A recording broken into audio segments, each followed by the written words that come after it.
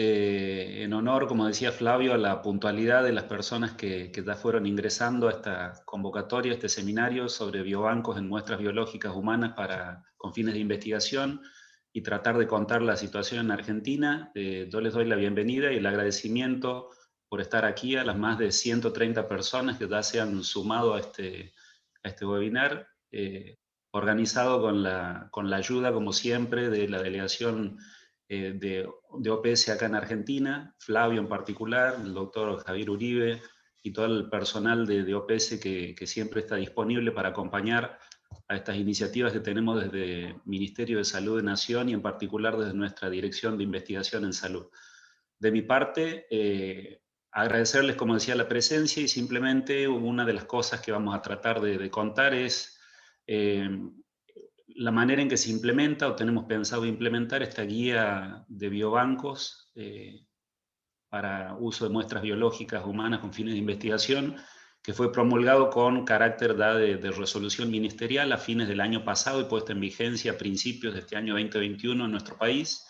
Y simplemente eso, agradecerles la presencia y espero que disfruten de las características de la exposición de cada una de las personas que hemos convocado a esta reunión. Esperemos que va a ser del agrado para todos. Muchas gracias y Laura, te doy la palabra. Buenos días. Para presentar a las autoridades que se encuentran en el día de hoy en el seminario por parte de la Organización Panamericana de la Salud, Organización Mundial de la Salud, OPS-OMS.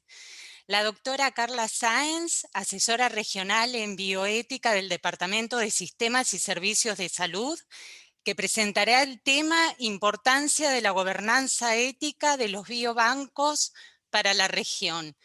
También se encuentra presente el doctor Enrique Pérez Gutiérrez, que es el representante interino de la OPS-OMS en Argentina, y el doctor Javier Uribe, asesor en sistemas y servicios de salud en Argentina. Gracias. Bueno, buenos días. Por el Ministerio de Salud de la Nación nos acompaña también la doctora Analía Rearte, que es la directora nacional de Epidemiología e Información Estratégica. Voy a presentar entonces las expositoras que van a presentar en este webinar. Bueno, nuevamente la doctora Carla Sáenz, responsable del Programa Regional de Bioética de OPS. La doctora Fabiana Arzuaga, coordinadora de la Comisión de Biobancos del Ministerio de Ciencia, Tecnología e Innovación y de la Comisión Interministerial de Investigaciones y Medicamentos de Terapias Avanzadas de los Ministerios de Ciencia, Tecnología e Innovación y de Salud. La doctora Andrea Llera, directora de la Unidad de Genómica del Instituto Leluar, directora del Biobanco de Tumores del Hospital María Curie y directora del Comité de Bioética de la Fundación Instituto Leluar. La doctora Ana Palmero, responsable del área de ética en investigación de la Dirección de Investigación en Salud del Ministerio de Salud de Nación y coordinadora de la Comisión Técnica de Biobancos del Ministerio, que elaboró la propuesta de guía para biobancos con fines de investigación. La doctora María Teresa García de Dávila, miembro de la Comisión de Biobancos del Ministerio de Ciencia, Tecnología e Innovación y del Ministerio de Salud de la Nación, vicepresidenta de la Fundación Garrahan, exdirectora del Banco de Tumores Pediátricos del Hospital Garrahan y expresidenta de la Sociedad Argentina de Patología.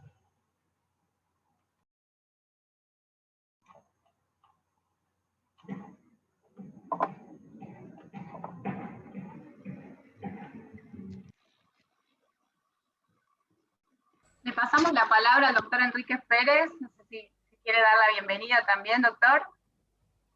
Sí, gracias, Ana. Bueno, primero que todo, muy buenos días. La verdad que en nombre de la doctora Clarissa Etienne, nuestra directora, quería darle la bienvenida a este importante seminario realmente en el tema de biobancos y muestras biológicas para fines de investigación. Permítame saludar a las autoridades nacionales presentes, a la doctora Analía Rearte, que es la directora nacional de epidemiología, Santiago, el doctor Santiago Torrales, director de investigación, y por supuesto Ana Palmero como el punto focal en bioética. Y en su nombre me gustaría saludar a todas las panelistas que nos van a acompañar el día de hoy. Por supuesto, darles un gran agradecimiento a mis colegas del Programa Regional en Bioética. Carla, muchísimas gracias por estar con nosotros. Y por supuesto a nuestro consultor nacional en el área de servicios y sistemas de salud, Javier Uribe. Personalmente para mí es un inmenso placer estar aquí hoy con ustedes. Mi trabajo durante años en la Organización Panamericana de la Salud ha sido en el Departamento de Emergencias en Salud y específicamente en el área de gestión de información y evaluación de riesgo. Durante todos esos años hemos sido testigos de los avances en la investigación y cómo esos avances han dado lugar a una mayor toma y almacenamiento de muestras en biobancos.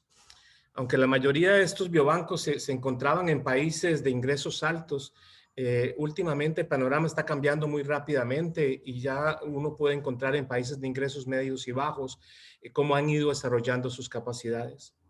Sin lugar a dudas, es fundamental que al establecer un biobanco los investigadores tengan en cuenta una serie de cuestiones éticas, legales, sociales, que va más allá de las cuestiones de investigación médica tradicional.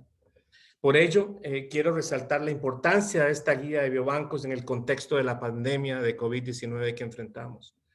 Epidemias previas y en especial, si ustedes recuerdan, en la epidemia del ébola, nos han hecho notar que es indispensable recolectar muestras durante los brotes para poder hacer investigaciones posteriormente.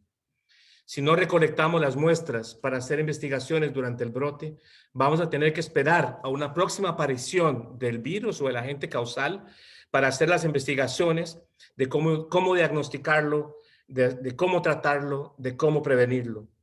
Ese es un escenario muy desafortunado para la salud pública que los biobancos nos permiten evitar. Evidentemente, los biobancos no solo son necesarios para la investigación sobre brotes de enfermedades infecciosas. Sin embargo, los brotes ponen de relieve su absoluta urgencia, que no pudiera ser tan obvia en otros casos. Por eso, en el contexto actual, una guía de biobancos con fines de investigación es un logro que sin duda fortalecerá las capacidades locales para hacer investigación. Y recuerden que las capacidades locales para hacer investigación son fundamentales para atender la salud pública de nuestras poblaciones. La guía de biobancos creemos que es crucial también para impulsar lo que desde la OPS consideramos una tarea fundamental, catalizar la investigación ética que se hace en nuestra región.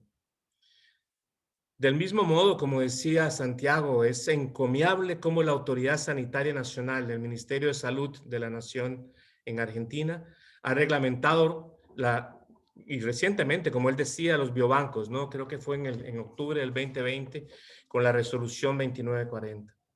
Esta resolución, sin lugar a dudas, busca orientar a los investigadores, a las instituciones, los operadores de biobancos, profesionales de la salud, miembros de los comités de ética en investigación, autoridades regulatorias y sanitarias en las distintas jurisdicciones. El contar con marcos legales claros sobre las normas éticas que rigen los biobancos constituye una gran fortaleza sectorial, en especial en países como la Argentina, en donde la investigación biomédica es de excelencia y es reconocida a nivel internacional. En conclusión, creemos que resulta necesario que los biobancos cuenten con muestras biológicas humanas de alta calidad, conservadas y distribuidas de manera que se respeten en todo momento los requisitos éticos que garantizan los derechos e intereses de los donantes y de la comunidad a la que pertenecen. Estamos seguros que la aplicación de las recomendaciones incluidas en esta guía procura garantizar la adecuada recolección, procesamiento, almacenamiento, uso y distribución de las muestras biológicas de origen humano y datos asociados, con el objetivo de promover la realización de investigaciones con valor científico y social, así como proteger los derechos e intereses de las personas que contribuyan con sus muestras biológicas a los de la comunidad a la cual pertenecen. Por favor, recordemos a lo largo de este seminario que una integración sistemática de la ética en la salud pública comienza con la creación de capacidades e implica incluir un enfoque ético en la vigilancia, la respuesta a situaciones de emergencia, a los aspectos de inmunización y formulación de políticas. De corazón, les deseamos muchísimo éxito en el seminario y muchísimas gracias por estar presentes. Gracias, Ana. Muchas gracias, Enrique. Bueno, sí, podemos dar comienzo ya. La primera expositora es la doctora Fabiana Arzaga, así que, Fabiana, cuando quieras.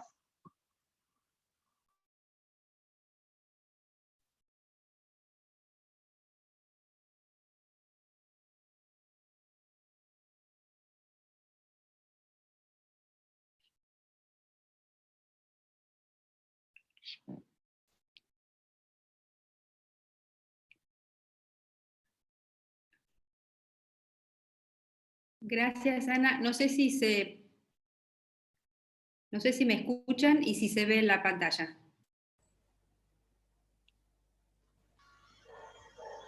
Fabiana se escucha perfectamente. Todavía la pantalla no la estamos viendo. Perdón, empezaba Carla, ¿no? Sí. Por eso. El lío con la agenda. Que Carla está sin presentación. Pasemos a Carla entonces. No Ok. pasa nada. No pasa nada, Ana. Queridos colegas, queridas autoridades nacionales, quiero iniciar con una felicitación a la Dirección de Investigación del Ministerio de Salud por la producción de esta guía. Especialmente quiero reconocer el trabajo tan largo de Ana Palmero, porque este es un producto que no se realizó en un mes o en dos. Ha sido mucho tiempo de trabajo y quiero reconocer también que nosotros como OPS hemos podido apoyar, pero nos hemos valido de uno de nuestros centros colaboradores, la Universidad del Desarrollo en Chile, que facilitó una pasantía de Ana para que pueda hacer un trabajo más en profundidad sobre mucha de la bibliografía que había que revisar para sacar adelante esta guía. Por parte de OPS creemos que esta guía es un logro nacional, pero que tiene grandes repercusiones regionales. ¿Por qué? Porque realmente, con la excepción de Brasil, la gran mayoría de países de nuestra región no disponen de un marco normativo para el uso de muestras en investigaciones y específicamente para los biobancos. ¿Qué es lo que tenemos regionalmente? ¿Cuál es nuestra línea de base? ¿Dónde nos encontramos? Creo que es importante recordar esto para comprender la importancia de esta guía. Tenemos la pauta 11 del CIOMS, que es la orientación ética actualizada, comprensiva, balanceada para el uso de muestras en investigaciones. Sin embargo, por valiosa que es, sin lugar a dudas, la pauta del CIOMS, falta digamos, una suerte de músculo normativo para poder asegurar la puesta en práctica de esta pauta ética en los países. Brasil tiene un músculo normativo de esta naturaleza hace bastante tiempo, pero en general no solamente nos encontramos con la ausencia de este músculo normativo para implementar la orientación ética en la región, sino que nuestra línea de base involucra algunas dificultades adicionales. ¿A qué dificultades me refiero? A que los marcos normativos que tenemos en muchos países de la región para la investigación con seres humanos, con frecuencia requieren un consentimiento específico para cada acto de investigación. Es decir, cada vez que mi muestra se usa en una investigación, yo necesito un proceso de consentimiento específico. Ese tipo de marcos de facto están prohibiendo los biobancos. ¿Qué más tenemos en la región? Tenemos que incluso cuando no haya una prohibición de un consentimiento amplio, que es el proceso de consentimiento que permite que yo acepte hoy el uso de mis muestras en investigaciones futuras, incluso si eso no está prohibido, hay una percepción de que el consentimiento amplio es éticamente inaceptable. de que hay algo moralmente cuestionable con el consentimiento amplio. Un consentimiento amplio es esencial para el funcionamiento de los biobancos, es esencial para maximizar el uso ético de muestras en estudios futuros. Y la OPS activamente desde el brote del Zika promueve el uso del consentimiento amplio por las razones que dio el doctor Pérez y otras que voy a complementar en breve. Adicionalmente, ¿qué dificultad tenemos en nuestra región para poner en práctica la pauta respectiva del CIOMS para el uso de muestras en investigaciones? Tenemos el hecho de que la capacitación ética para la investigación y en general la comprensión de lo que la ética en la investigación requiere está muy anclada en la relación, digamos, binaria entre el participante y el investigador. Pero esta relación que deja de ser de dos vías cuando incluimos los biobancos en que el participante, digamos, alguien dona su muestra a un biobanco y los biobancos la comparten con otros investigadores. Entonces, ¿qué implica esto? Que cuando un comité se enfrenta, un comité entrenado en este marco binario entre la relación del investigador y el participante, se enfrenta a la luz de las pautas éticas internacionales, a revisar una propuesta que supone un biobanco, se encuentra en una situación muy difícil porque el contexto es sumamente distinto y necesita una orientación específica para poder tomar decisiones. Entonces, es por este panorama que tenemos, que creemos desde la OPS que esta guía para Argentina va a tener una suerte de efecto multiplicador, logrando lo que el doctor Pérez decía, es nuestro objetivo en la región, catalizar la investigación ética. Ciertamente, los biobancos permiten realizar investigaciones que difícilmente se podría hacer en la ausencia de biobancos. Pero quiero traer a la reflexión dos aspectos de la investigación ética que normalmente no consideramos y para los que el tema del uso de las muestras en biobancos es fundamental. Uno de ellos es que cuando hablamos de investigación ética, ¿de qué hablamos? Hablamos de investigación que maximiza los beneficios y minimiza los riesgos. Y si nos ponemos a pensar por un segundo, ¿qué implica el poder recolectar muestras de manera ética, tenerlas en un biobanco de manera ética para poder usarlas en otras investigaciones? ¿Qué implica eso? Implica que por el mismo riesgo inicial al participante vamos a tener muchísimo más beneficio. Entonces vamos a estar promoviendo investigaciones con un perfil beneficio versus riesgo ampliamente favorable. Entonces, sabemos evidentemente que mantener una muestra tiene un riesgo, pero sabemos también que con un biobanco debidamente manejado, esos riesgos son negligibles. Entonces, estamos frente a hacer investigación de biobancos nos permite hacer un gran volumen de investigación con un perfil sumamente favorable de beneficios con respecto a riesgos. No se preocupen que no les voy a soltar toda la cátedra de la ética de la investigación, pero hay otro tema que es fundamental, para el cual es fundamental en este momento, en el momento de la pandemia de COVID-19, para el que la gobernanza ética de los biobancos es fundamental. Haciendo investigación de Zika, quizás notarán que un tema, perdón, de Zika, estoy atrasada, tengo que actualizarme, de COVID, notarán que un tema del que no hemos hablado hasta ahora es de la importancia de compartir muestras. ¿Por qué no hemos hablado de eso? No porque nos olvidamos, sino porque es una pandemia y todos hemos tenido abundancia de muestras para hacer investigaciones. No estábamos como en el momento del ébola, que había que compartir la muestra de África, llevarla a Inglaterra. No, en Inglaterra había, en Alemania había, en Estados Unidos, en todas partes hay muestras. Sin embargo, ese escenario está cambiando dramáticamente. está cambiando no solamente por las variantes, que implican que en ciertas regiones tenemos versiones del virus distintas, sino que está cambiando porque tenemos grandes grupos poblacionales que están siendo inmunizados con distintas vacunas. Entonces, está empezando ya la discusión y la urgencia de empezar a compartir. Un biobanco permite asegurar, digamos, da la base para que al compartir muestras para investigaciones futuras, aseguramos que ese compartir sea justo. ¿Qué significa la justicia en este contexto? Significa que aquellos que están proveyendo muestras para investigación logren beneficiarse de los resultados de esta investigación.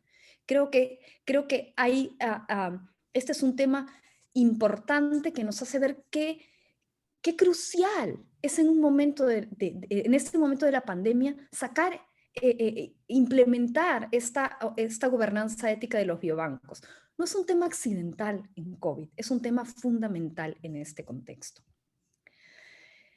En la ausencia de un marco normativo para hacer investigación con muestras en biobancos de manera ética, ¿qué es lo que pasa en nuestra región? Vemos que las muestras se destruyen, o no se obtienen, o nunca se pide permiso para usarla en investigaciones futuras, o se mantienen en pequeños biorepositorios que muchas veces indican que se van a destruir las muestras en 3 años, 5 años, que no es nada. Y vemos también que la investigación no se realiza. No se realiza porque se vuelve casi imposible hacerla. Hay que buscar las muestras o hay que reconsentir a los sujetos, etcétera, etcétera. Y esa investigación que no se realiza es muchas veces la investigación que desde nuestras poblaciones es la más urgente, porque sobre nuestras necesidades, nuestras prioridades, o acaso las características de nuestras poblaciones. Tenemos la obligación ética de evitar estas oportunidades perdidas de investigación, de evitar que por los mismos riesgos nos beneficiemos más. Esta guía de biobancos constituye un ejercicio de la responsabilidad del Ministerio de Salud, que está tomando acción para catalizar la investigación ética en Argentina, para evitar estas oportunidades perdidas y para alentar la investigación de la que se benefician nuestras poblaciones. Como decía al inicio, esperamos que esta guía tenga una especie de efecto multiplicador en la región. Sabemos que este es un hito y que acá no termina la cosa, que viene seguido de capacitación. Creemos que esa capacitación es fundamental y reiteramos nuevamente el apoyo que como Programa Regional de Bioética ofrecemos al país a hacer el paso que falta de este hito al siguiente, que es la capacitación y la implementación, que creemos que también tendrá un gran impacto regional. Felicitaciones y muchas gracias.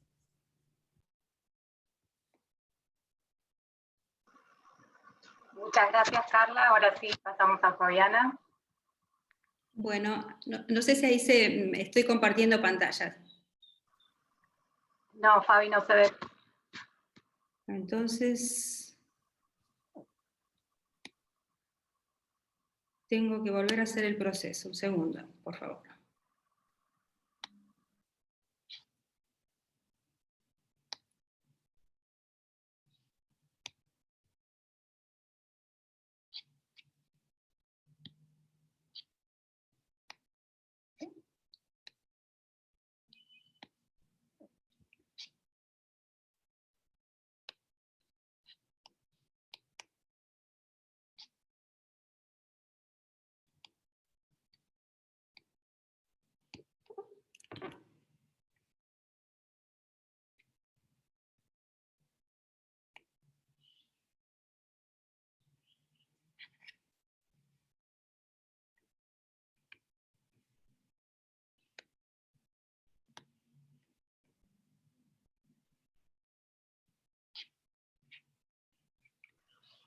Ahora sí, Fabiana. ¿Ahora? Sí, Fabiana, Sí, ahora perfectamente. ¿Ahora sí? Bueno, Bueno, comenzamos entonces la exposición. En primer lugar, agradecer a las autoridades de OPS, del Ministerio de Salud, por organizar este webinario. Voy a presentar a la Comisión de Biobancos del Ministerio de Ciencia y Tecnología e Innovación y el trabajo conjunto que hemos desarrollado con el Ministerio de Salud a fin de poder lograr este objetivo, que es la puesta en vigencia de un marco regulatorio, un marco ético para los biobancos para investigación biomédica en la República Argentina. Quiero antes que nada hacer una aclaración. El dictado de esta resolución obviamente es una potestad del Ministerio de Salud, de la autoridad sanitaria, pero este proceso no se podría haber logrado sin el trabajo de la Comisión de Biobancos que viene funcionando desde hace más de 10 años. Esto fue, digamos, el punto cúlmine de un trabajo compartido, de una comisión integrada desde el año 2010 por los miembros de los principales biobancos de la República Argentina. Aquí quise mostrar las personas que fueron las iniciadoras de este proceso. La Comisión de Biobancos, integrada por la doctora María Teresa García de Dávila, que fue una pionera en la construcción de biobancos en nuestro país, la doctora Fabiana Lubeñek y Andrea Bosalé, del biobanco del Hospital Garrahan, los primeros biobancos que se han creado en nuestro país. La doctora Liliana Siede de Flaxo, que es especialista en bioética, la doctora Alejandra Abañina del biobanco de CEMIC, la doctora Alicia Lorenti de Laboratorios Casaray, con una amplia experiencia en este tema, doctora Alicia Bravo del biobanco del Hospital Eva Perón, al igual que la doctora Alejandra Trinchero, la doctora Romina Cajal del biobanco del Hospital Italiano, la doctora Andrea Llera del biobanco del Hospital Leluar, Fundación Leluar, la doctora María Alicia Cortés, investigadora de CONICET y con una experiencia internacional en biobancos, el doctor Miguel Riudavets del biobanco de Fleni, la doctora Lidia Puricelli y el doctor Eduardo Sández del biobanco de Rofo, y en los primeros tiempos la doctora Viciniano de Icucay. Algunos de ellos siguen acompañándonos en la comisión, otros ya no están, pero esta comisión, a través de sus miembros, cultivó y mantuvo vigente, digamos, la creencia del trabajo desinteresado en pos de la ciencia y de la investigación. Todas estas personas asistieron a las reuniones de comisión regularmente y realizaron un trabajo ad honorem, hicieron una contribución enorme al país, a la ciencia, a la investigación y a todo el futuro que se abre para la gestión de los biobancos. Por eso, y dado que estamos hablando del marco ético para las investigaciones y para los biobancos, creo que por un principio de equidad, el primer agradecimiento y la primera mención debe ser hecha para estas personas, a quienes tuve el honor de coordinar, y luego con la colaboración del Ministerio de Salud, a través del trabajo de Ana y la creación de esta nueva comisión en el ámbito del Comité de Bioética, han permitido que lleguemos a este objetivo. La Comisión de Biobancos tuvo una misión bien clara desde el principio. En el año 2010-2011 no había regulaciones en nuestro país, por supuesto, muy poco en la región, y algunas pocas estaban apareciendo en el mundo. En estos 10 años, esta comisión ha realizado 2 relevamientos nacionales sobre biobancos. Había una gran nebulosa con relación a ellos.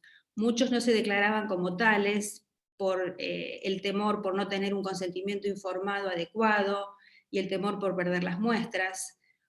Otros tampoco tenían demasiado conocimiento sobre los principios operativos, sobre cómo funcionar, de manera que esto fue un primer blanco sobre negro realizado entre los años 2011 y 2015, que le permitió, en su momento el Ministerio de Ciencia y luego con el trabajo que hemos compartido con el Ministerio de Salud, tener un conocimiento claro de dónde estaba posicionado nuestro país. La antesala de esta regulación fueron las directrices para biobancos, un documento que, si bien fueron guías, dado que esto funcionaba en el ámbito del Ministerio de Ciencia, sirvieron a muchos biobancos que iniciaron su actividad para poder comenzar a operar teniendo directrices claras en cuestiones relacionadas con la gestión de los biobancos, la forma de compartir las muestras, el sistema de calidad, y las investigaciones que se realizaban en los biobancos. Y finalmente un modelo de consentimiento informado que pusimos a disposición de toda la comunidad en la página del Ministerio de Ciencia. La comisión ha sido muy activa desde los primeros tiempos y ha recibido el aporte invalorable de investigaciones internacionales de primer nivel. El doctor Graham Laurie de la Universidad de Edimburgo y el chairman del UK Biobank, quien nos asesoró desde los primeros momentos, el doctor Carlos Romeo Casabona, un investigador español, profesor de Derecho, profesor de la Universidad de Deusto, que fue uno de los redactores de la normativa de biobancos de España, el doctor Salvador Vergel, un abogado, investigador argentino, también miembro de la comisión, que colaboró activamente en los primeros tiempos de trabajo, otros investigadores y personas del ámbito, el doctor Charles Hunt del UK Biobank, la doctora Sandra Biersba de la Universidad de Buenos Aires, quien nos clarificó con el nuevo Código Civil los aspectos relacionados con el consentimiento y las investigaciones, investigadores internacionales también como el doctor Calvin Ho de la Universidad de Singapur. En 2016, la comisión, el Comité Nacional de Bioética de Investigaciones del Ministerio de Salud decide crear grupos de trabajo específicos a fin de trabajar en los aspectos éticos de las investigaciones, y es así que se crea un grupo de trabajo de biobancos integrado por todos los miembros de la Comisión de Biobancos del Ministerio de Ciencia, a la cual se agregan otros miembros como la doctora Florencia Luna, especialista en bioética, la doctora Lila Núñez del Instituto Nacional del Cáncer y la doctora Marisa Barone de Ningucay. Concretamente, en el año 2018 se comienza a trabajar una propuesta de marco regulatorio para los biobancos para elevar al Ministerio de Salud y ser transformada en la guía que hoy nos convoca. En 2019, junto con la doctora Ana Palmero y el doctor Calvin Ho, hemos recibido un subsidio del Global Forum in Bioethics Research que hemos destinado a la realización de las actividades que voy a mencionar a continuación. Y en 2020-2021, bueno, hemos tenido la alegría que el Ministerio de Salud haya puesto en vigencia las guías para biobancos. Estas guías, como les decía, fueron el fruto del trabajo de la Comisión de Biobancos, junto con el trabajo de la doctora Palmero y de las autoridades del Ministerio de Salud para poder llevar a buen puerto y la puesta en vigencia de las mismas.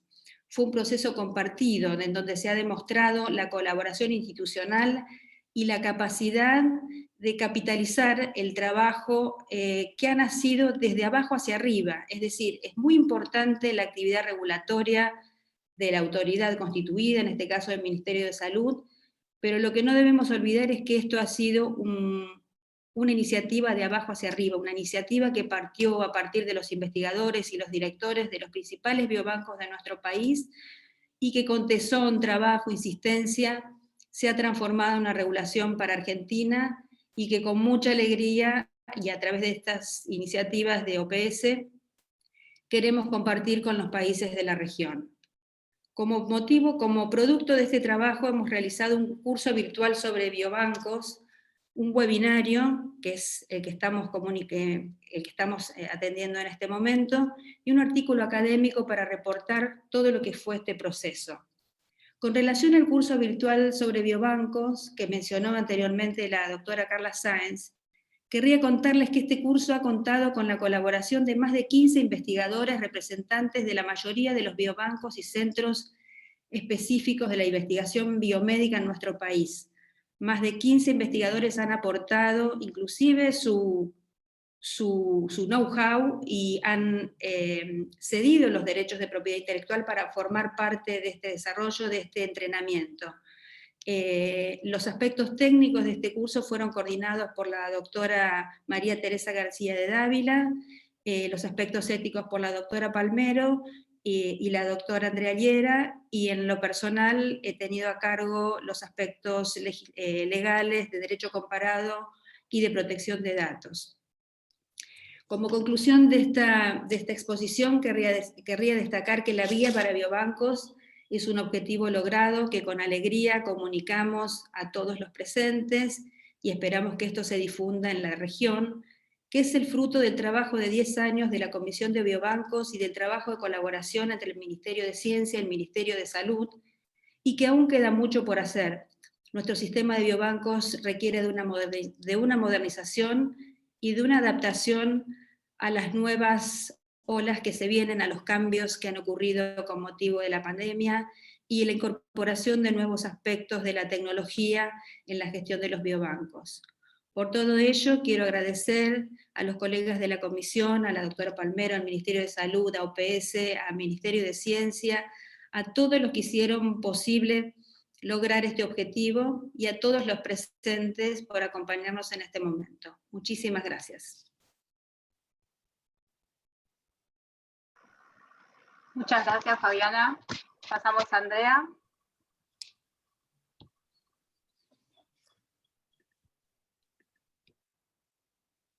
Bueno, acá estoy, están viendo la pantalla, ¿no es cierto?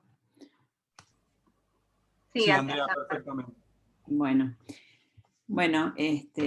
ante todo, agradecerles la presencia a autoridades y a oyentes de este evento y darme la oportunidad de hablar un poco más concretamente de cómo afectan los biobancos en la investigación en salud en estos tiempos. Y mi charla se enfoca en el paradigma de medicina de precisión, que es un paradigma muy especial en estos tiempos de COVID, que como mencionaron anteriormente, dejaron bien claro la importancia de contar con muestras biológicas para hacer un seguimiento en tiempo real y eficiente de todas las complejidades de esta enfermedad que nos está gobernando en este momento de alguna manera. Entonces, en este paradigma de la medicina de precisión, el foco está puesto en que muchas de las acciones de salud que nosotros diariamente recibimos, nos sometemos y nos son indicadas, no nos hacen el bien que deberían hacernos. Y en esta tabla están resumidas algunos de los aspectos poco conocidos de las terapias que están utilizándose en estos momentos, como por ejemplo la baja efectividad que tienen los antidepresivos, en donde solo el 38% de las personas que reciben indicación de antidepresivos y los consumen se benefician de los mismos, y eso se puede dar en distintas enfermedades, con distintos porcentajes, pero incluso en este gráfico no están definidos los efectos secundarios de esas drogas, que también dependen de individuo a individuo y que pueden tener una influencia negativa en ese tratamiento, ¿sí? Entonces, para enfrentar esa realidad es que el paradigma de medicina de precisión se basa en la hipótesis de que si todos los pacientes de una determinada patología son tratados igual, no estamos teniendo en cuenta un montón de cuestiones, muchas de las cuales se asocian a su carga genética, pero muchas otras tienen que ver con su estilo de vida, con la exposición al ambiente, con distintos factores e incluso comorbilidades que influyen en esa enfermedad y que requerirían que en realidad, a pesar de tener una enfermedad en común, su tratamiento sea personalizado, ¿sí? Y teniendo en cuenta todos estos factores. Para poder estudiar cuáles son realmente los factores que influyen en una respuesta a un tratamiento, por ejemplo, o en la agresividad de una enfermedad, y pongámonos como ejemplo los casos desafortunados de pacientes de COVID que mueren en términos de horas por cuestiones que tienen que ver con su sistema inmune y cómo su sistema inmune enfrenta la enfermedad, la realidad es que se tiene que hacer investigación para entender cuáles son esos factores y tenerlos en cuenta en el momento de hacer ese diagnóstico diferencial individualizado, ¿sí? Y en ese sentido, normalmente nos enfrentamos a dos mitos, ¿sí? Uno es que la medicina de precisión se hace sobre población enferma. Y en realidad sí, la medicina de precisión va a atacar a la persona que es el paciente, pero para hacer esa investigación necesaria para definir los puntos que tienen que tenerse en cuenta en la medicina de precisión, debemos tener en cuenta que las variantes que se encuentran en el genoma humano, y acá me meto más en el tema genómico en sí, están influyendo específicamente en, o están dependiendo de presiones e impulsos ambientales. Y en este gráfico lo que vemos, por ejemplo, es que tenemos poblaciones que ya directamente tienen marcadores genéticos asociados a la localización geográfica en donde viven.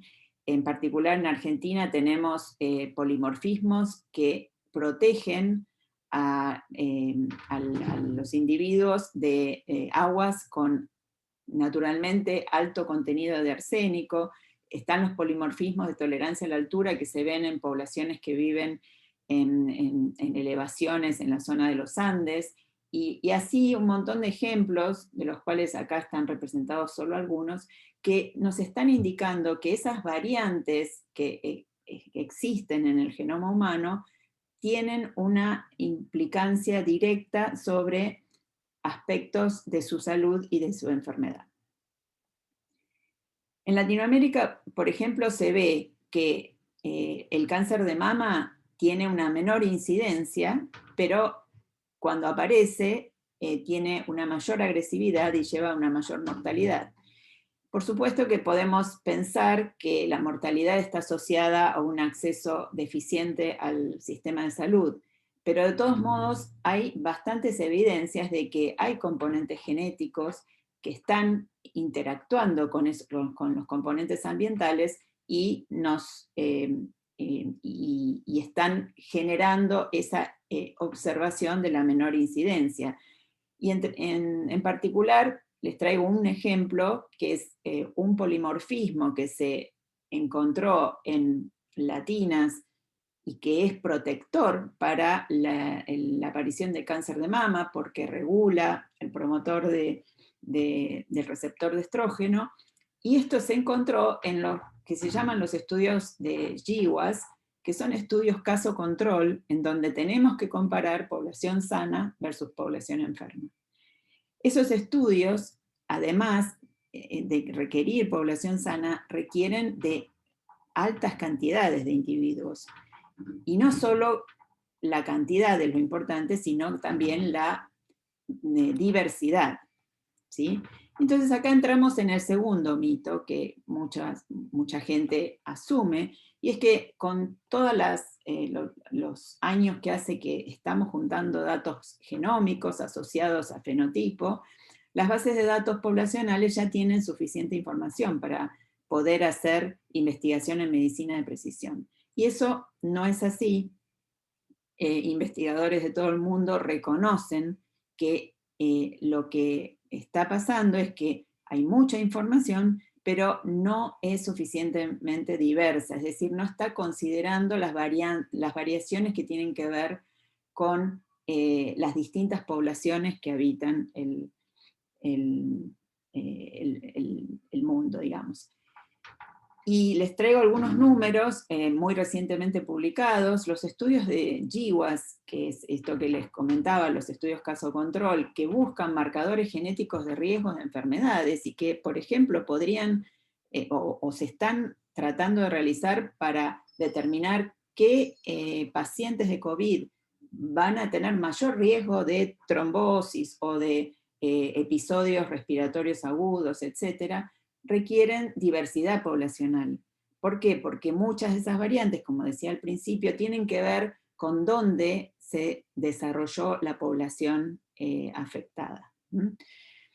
Y como verán acá, esto es un registro del número de participantes, tanto sanos como enfermos, en los estudios de GWAS que están catalogados en algunas bases de datos, y tenemos que ya hay 40 millones de individuos que participaron en estos estudios, pero la proporción de individuos de origen latino es mínima, y sigue siendo mínima, no mejora a través de los años. En particular, en cáncer, también se ve este fenómeno, y tenemos en este momento, bueno, en el momento de la publicación de este trabajo, más de casi 500.000 individuos en estudios de GWAS, y sin embargo, un 1% únicamente pertenecen a la comunidad latinoamericana. ¿Qué pasa en Argentina y por qué, digamos, esto trata de reflejar la importancia de esa ausencia? Y Latinoamérica es muy especial porque Latinoamérica es un continente mestizo por excelencia, ¿sí? En Argentina, algunos datos preliminares de la iniciativa Poblar, que intenta estudiar poblacionalmente la ancestría en Argentina, nos están mostrando que tenemos zonas en nuestro país de alto contenido de ancestría nativa americana, y no solo de esa ancestría nativa americana, sino de estructura fina diferente, es decir, la estructura fina ancestral de los individuos que habitan el noroeste argentino es diferente a la del noreste, y también es diferente a la que aparece en Patagonia. Entonces tienen diferencias ancestrales, incluso hay heterogeneidad ancestral dentro de nuestro territorio. Y sí, está definida en regiones dentro de nuestro país. Entonces la ancestría europea es clásicamente más evidente en la costa del Río de la Plata y de los ríos de la Mesopotamia, y tenemos un pequeño componente africano. Entonces, el reconocer esta gran variabilidad que tenemos incluso en el territorio argentino, nos enseña también a entender que tenemos que tener en cuenta la evidencia del mestizaje y de cómo puede influir en todos estos aspectos. La realidad es que existen evidencias de que la falta de información poblacional diversa está generando errores en el diagnóstico y en el manejo de las enfermedades. Entonces, muchas de las variantes europeas asociadas a obesidad, por ejemplo, diabetes, que son a su vez generadoras de riesgo de un montón de otras enfermedades, tienen un impacto menor en el riesgo de estas enfermedades en otras poblaciones, no son las mismas las que confieren riesgo en asiáticos o en indoamericanos.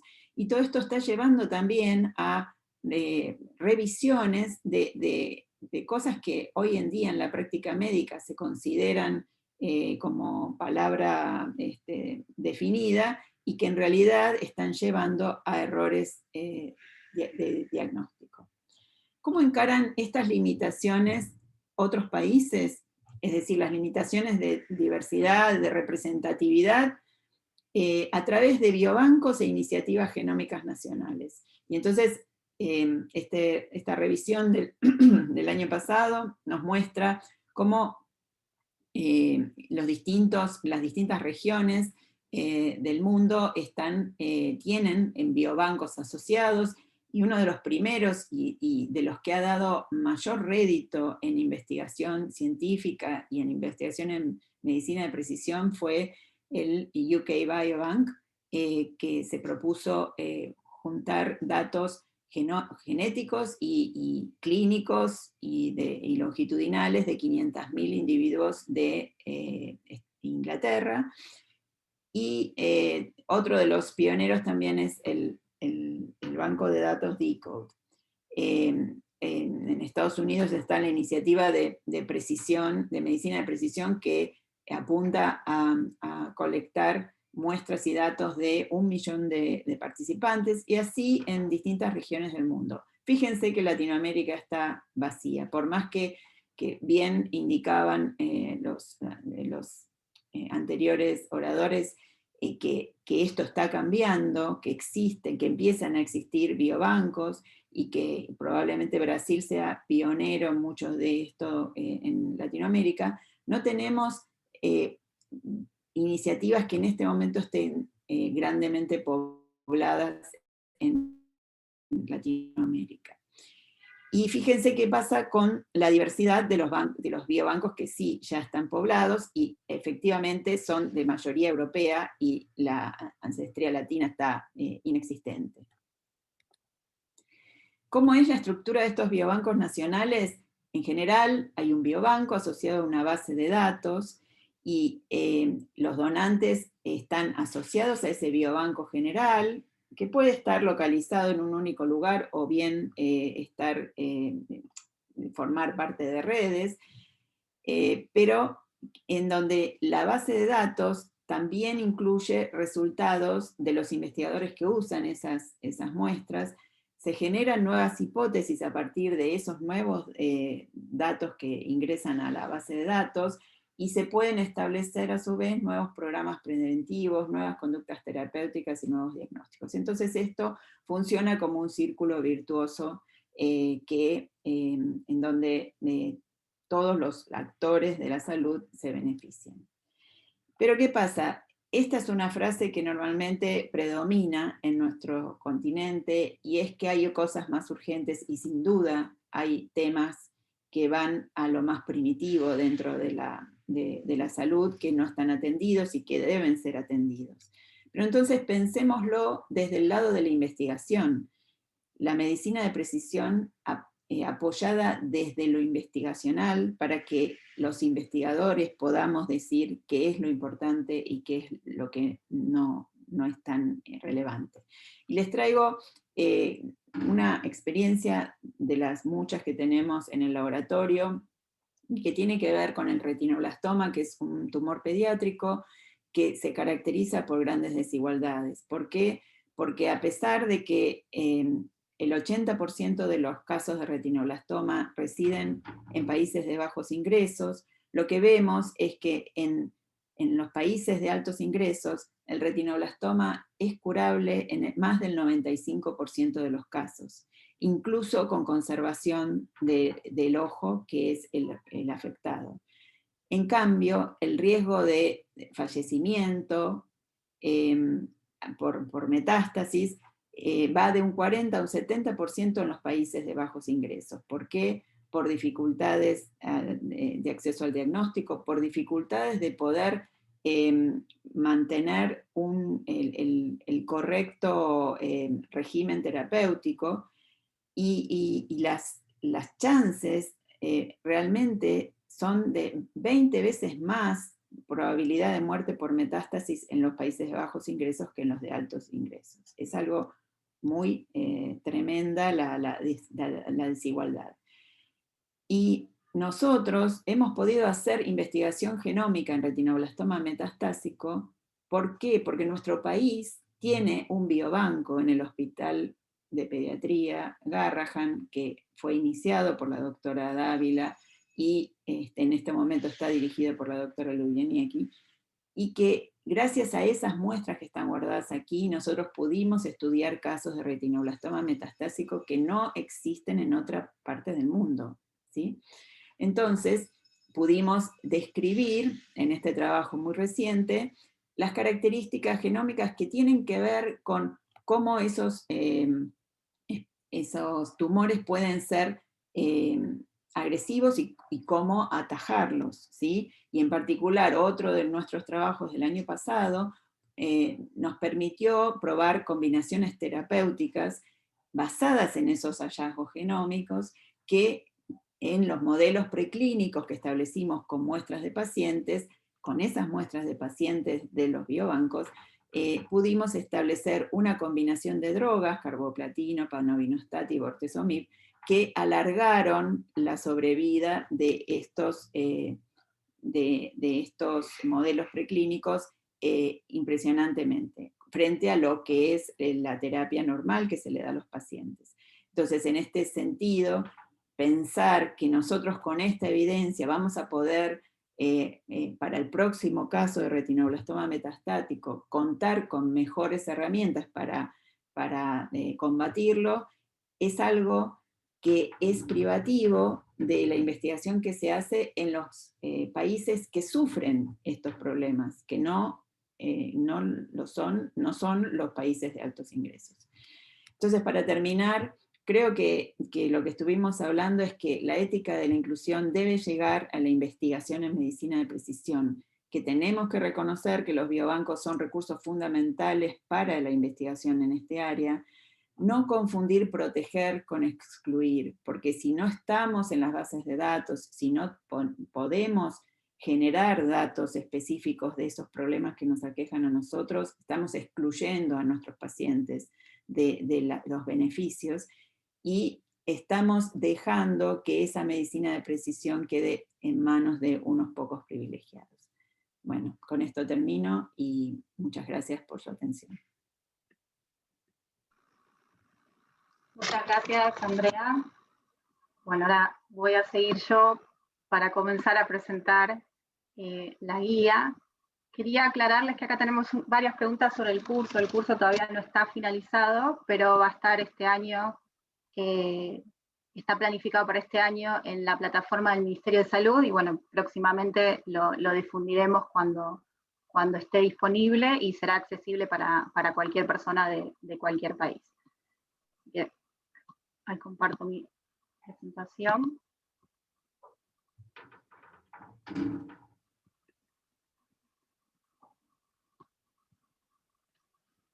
Bien, como comentaba Andrea, bueno, Andrea ya presentó la gran importancia que tienen los biobancos con fines de investigación para el desarrollo de investigaciones que sean valiosas para nuestra población, ¿no? Que tengan un valor social para nosotros, para nuestras propias poblaciones, pero bueno, claramente se presentan desafíos éticos, que muchos de ellos han sido largamente discutidos en los últimos años, como también planteaba Carla, ya han sido incorporadas en documentos de pautas éticas, lo tenemos en la CIOMS, también la declaración de GENCI, que saca una declaración específica sobre los biobancos con fines de investigación, y es por esta razón que la Dirección de Investigación, que tiene dentro de sus acciones la promoción de investigaciones valiosas y valiosas para nuestra población, decidió tomar este tema y desarrollarlo, sobre todo en los aspectos éticos, que era un área en donde encontramos que tanto en la región como en nuestro país no estaba bien desarrollado, y es por esta razón que comenzamos a trabajar,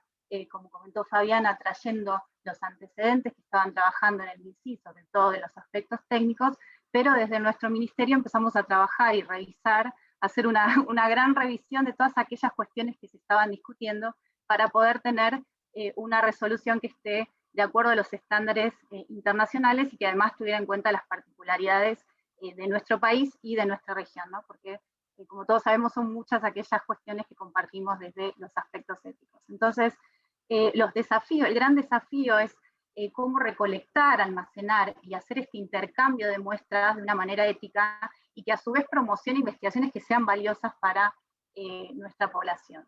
En ese sentido, digamos, los aspectos éticos que fuimos identificando, las discusiones que se daban, que sobre todo se encontraba mucha discusión en los ámbitos de países de grandes recursos, de altos recursos, y muchas de aquellas cuestiones no estaban siendo discutidas en nuestra región, ¿no? Así identificamos las cuestiones del consentimiento informado, o sea, cómo incorporar este uso del consentimiento informado amplio para estos usos futuros, estas investigaciones futuras que al momento de hacer la recolección los desconocemos. Entonces ya el uso del consentimiento informado específico y claro no iba a poder ser utilizado, y cómo hacíamos para incorporarlo en nuestra legislación.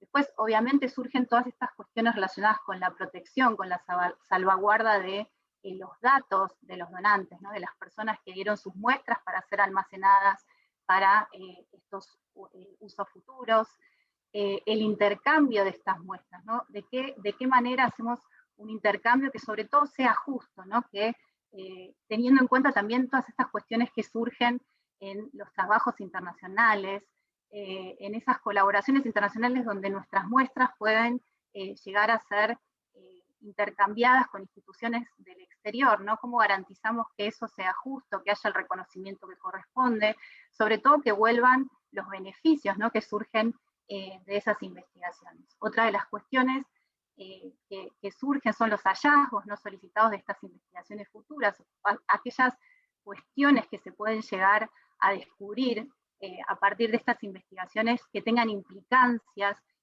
para los donantes de esas muestras, cuestiones relacionadas con nuestras comunidades, o sea, de qué manera involucrar estas actividades que hace el biobanco. Tengamos en cuenta que el biobanco se alimenta de donaciones que hacen las personas, cómo involucrar a la comunidad en estas actividades, en que haya un intercambio sobre la importancia de estos biobancos y sobre la importancia para poder promover nuestra propia salud, y bueno, y el último, obviamente, cómo garantizar que los beneficios que surgen de todas estas investigaciones puedan volver a nuestras comunidades. En ese sentido, bueno, lo que nosotros tenemos como normativa en nuestro país sobre investigación en seres humanos, tenemos la 1480, la resolución 1480, que es esta guía para investigaciones en salud humana, y bueno, para los ensayos clínicos están la normativa que establece la ANMAT, sobre todo la disposición 6677, pero nos encontramos con ese vacío relacionado a estos biobancos, ya que sus muestras no solamente provienen del ámbito de la investigación, sino que también van a provenir del ámbito clínico, de los diagnósticos, o directamente por donaciones. Es por esta razón que se tomó la decisión de emitir esta nueva guía para los biobancos con fines de investigación, que como pueden ver en su letra, lo que hace es complementar a la guía que ya tenemos de investigaciones en seres humanos. La guía va a definir a los biobancos de la misma manera que se define internacionalmente. Nos dice que es un establecimiento público, privado, sin fines de lucro, que recolecta, procesa, almacena y distribuye una o varias colecciones de muestras biológicas de origen humano y sus datos asociados. Esto es importante, esto es lo que le da valor a estas muestras, ¿no?, que esté acompañado de datos de los donantes. Estos biobancos son exclusivamente con fines de investigación, o si tienen otros fines, tienen pensado la utilización futura de estas muestras para investigaciones, están organizadas conforme a normas técnicas con un criterio de calidad, orden y destino previamente definido. Lo que la guía deja claramente establecida, que la misión, ¿sí?, de la creación de estos biobancos es almacenar las muestras y sus datos, garantizando la calidad y los derechos e intereses de las personas que hayan donado y de sus comunidades, acá me faltó agregarlo, velando por su distribución en proyectos que tengan valor científico y social y que redunden en beneficio para la salud de la población. Entonces, con esta misión en mente es que se fue pensando de qué manera y qué procesos serían necesarios para poder garantizar que esto suceda. Los puntos claves de esta resolución, en primer lugar, establece el ámbito de aplicación, que es exclusivamente para biobancos con fines de investigación o biobancos que tengan fines asistenciales o diagnósticos, en tanto planeen utilizar estas muestras con fines de investigación. Esta planificación futura ya tiene que estar establecido en sus propios reglamentos, en sus propias gobernanzas, que bueno, eso es algo que después les va a contar Peti en la próxima exposición. El alcance del término biobanco se le otorgó un alcance amplio, que es el mismo alcance que se le da en las pautas SIOMS, que establece que es cualquier colección pública o privada, o sea, que incluye los biobancos poblacionales, como los que nombraba Andrea, y también los pequeños repositorios, siempre y cuando tenga estas características y tenga en miras la utilización de estas muestras para investigaciones futuras. Los biobancos son guardianes, ¿sí? Son custodios y guardianes de las muestras que almacenan. Siempre estas muestras, al estar identificadas, siguen siendo de las personas donantes, y lo que hace el biobanco es cuidar y garantizar que se protejan los derechos y los intereses de estos donantes y de las comunidades a las que pertenecen. También son sin fines de lucro, en el sentido de que las muestras que están almacenando no tienen un valor comercial, o sea, no se puede comerciar con ellas, pero bueno, obviamente pueden establecer cargos por mantenimiento, por toda la logística que implica mantener un biobanco.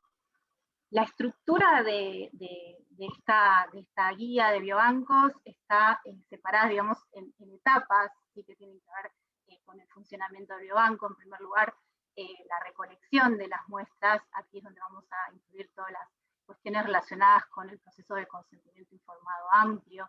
Luego, sobre el almacenamiento de las muestras, se establecen todas aquellas cuestiones relacionadas con el sistema de gobernanza, cómo se van a reglamentar el funcionamiento tanto técnico y tanto de las cuestiones éticas. De las cuestiones éticas en particular están relacionadas con el resguardo, o sea, cuáles van a ser los mecanismos y los procesos para resguardar la confidencialidad y los intereses de las personas, y desde lo técnico principalmente están orientados a lo que es garantizar la calidad y estas muestras y datos para que efectivamente puedan ser utilizados en el futuro.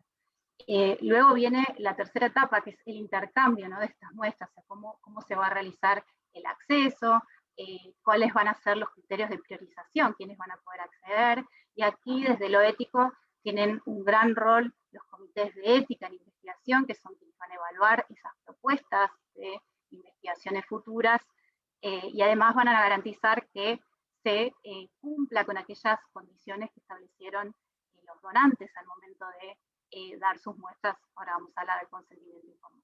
Y otra de las cuestiones que nos resulta clave y que fue incluida en esta resolución es la utilización de los acuerdos de transferencias de muestras, que consideramos que son una herramienta fundamental para poder garantizar que se cumplan todas aquellas cuestiones relacionadas con el acceso a los beneficios, con la protección de los intereses de los donantes y aquellas condiciones que se establecieron desde un primer momento. Sobre el consentimiento informado, bueno, la resolución establece la utilización del consentimiento informado amplio para estas investigaciones futuras, en las cuales al presente desconocemos de qué se van a trazar, cuál es su objetivo. Sí podemos tener una idea, y eso es algo que tiene que tener también establecido el biobanco de antemano, ¿no?, de qué tipo de investigaciones va a realizar, cuál es el objetivo por el cual está creado, ¿no?, cuál es su misión, cuáles consideran que son aquellas temas o cuestiones que podrían llegar a ser investigadas con sus muestras. Y este consentimiento, lo que es importante y que dejamos claro, es que no es lo que se llama un consentimiento sábana, o sea, no es que la persona solamente va a dar su autorización para las muestras sin ningún tipo de condición, sino que por el contrario, estos procesos tienen que establecer las condiciones específicas que la persona pueda llegar a elegir para que se usen sus muestras en estas investigaciones futuras. Por ejemplo, poder elegir el tipo de enfermedad en las que quieren que se utilicen, el tipo de patrocinio o aquellas cuestiones que puedan llegar a tener algún tipo de controversias por la temática de la que se trata.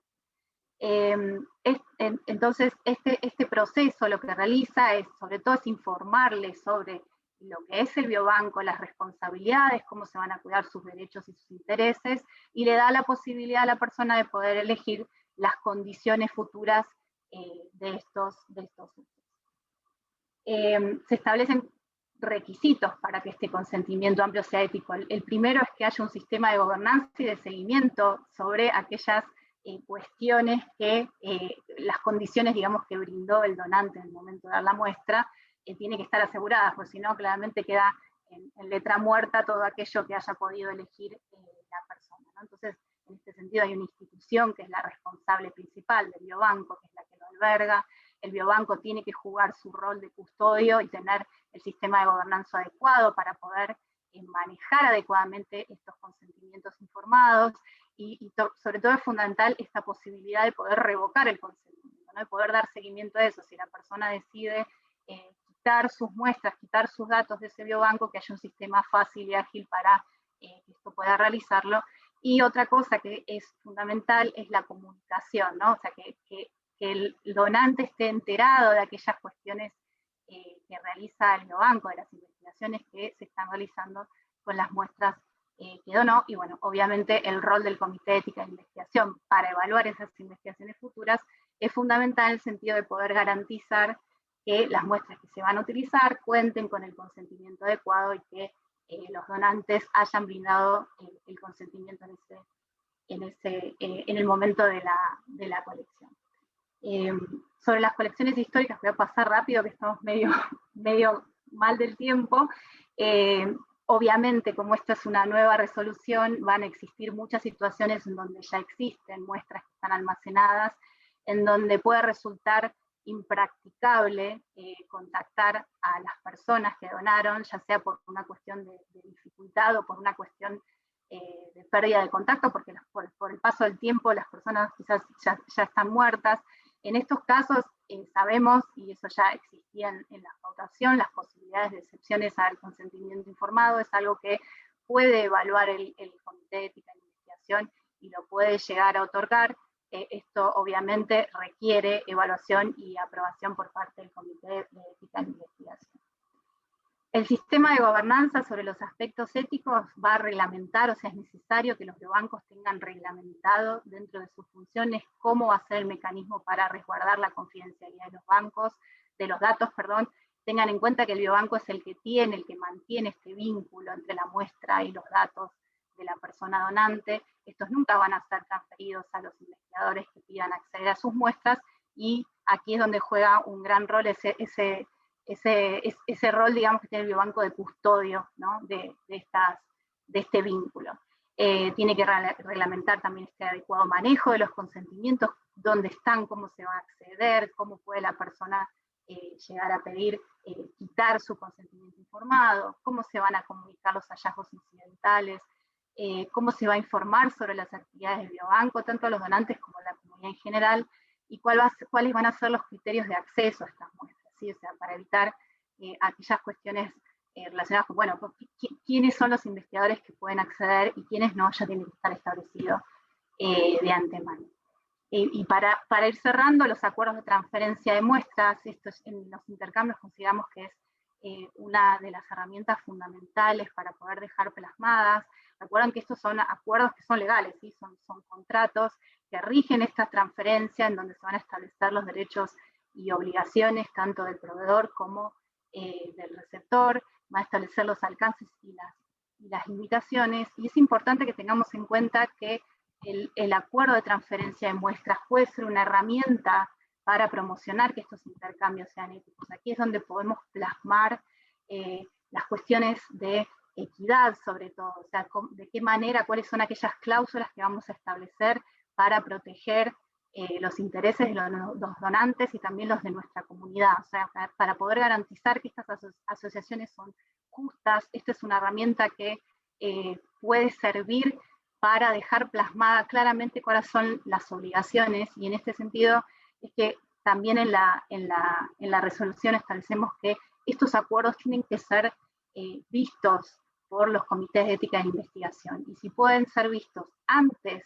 de la firma, o sea, que no sea que les llega una vez que ya está todo presentado, es importante para garantizar que estén plasmadas aquellas cuestiones éticas, sobre todo las relacionadas con la equidad, ¿sí? en qué es lo que va a suceder con estos resultados posteriores y cómo se van a garantizar todos los derechos y los intereses de los donantes y los intereses de la comunidad.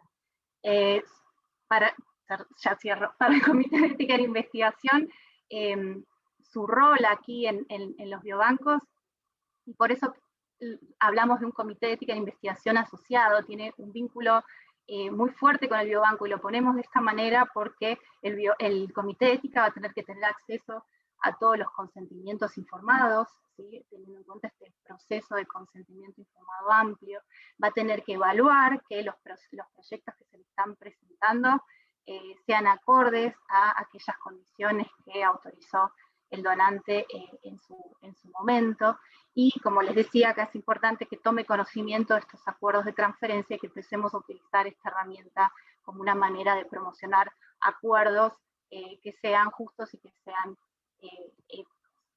Y para cerrar, bueno, también establecemos los accesos, el acceso a los beneficios, o sea, cuáles son aquellas cuestiones que tienen que estar establecidas en estas propuestas futuras que se presenten, y aquellas cuestiones que tiene que evaluar el Comité de Ética e Investigación, es que estén claramente especificados cuáles son estos beneficios, la devolución de los resultados, de los datos, cómo se va a divulgar la información entre los donantes y la comunidad, establecer todas aquellas cuestiones que tengan que ver con crear capacidades en materia de investigación, sobre todo teniendo en cuenta esta posibilidad de participar en proyectos internacionales que pueden dar acceso a estas cuestiones, y que esto es fundamental que quede establecido en los acuerdos de transferencia de datos.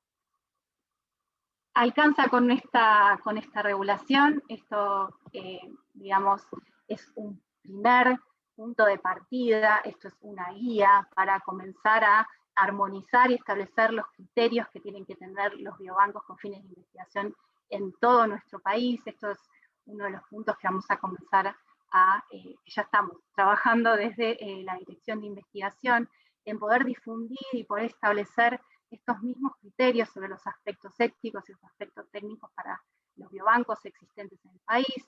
Nos brinda una mayor seguridad también jurídica para la actividad, y también en estas colaboraciones y en estas investigaciones internacionales, ¿no? Tener pautas definidas de cómo funcionan nuestros biobancos y las cuestiones que tenemos que prestarle atención es fundamental para poder armonizar y brindar una mayor seguridad en la actividad.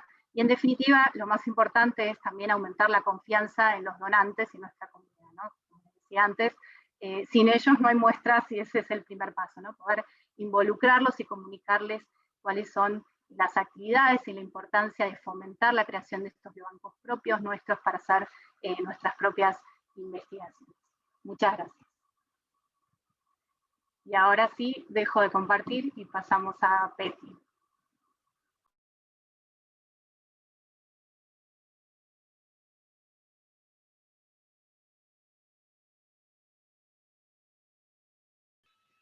Hola. No.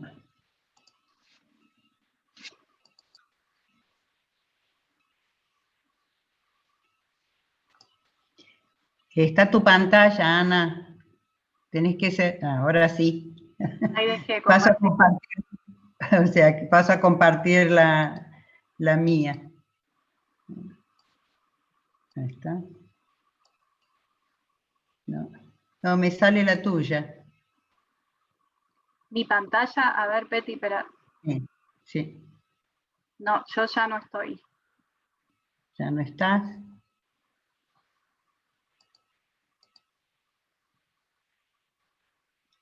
Voy a compartir pantalla, pero no hay caso.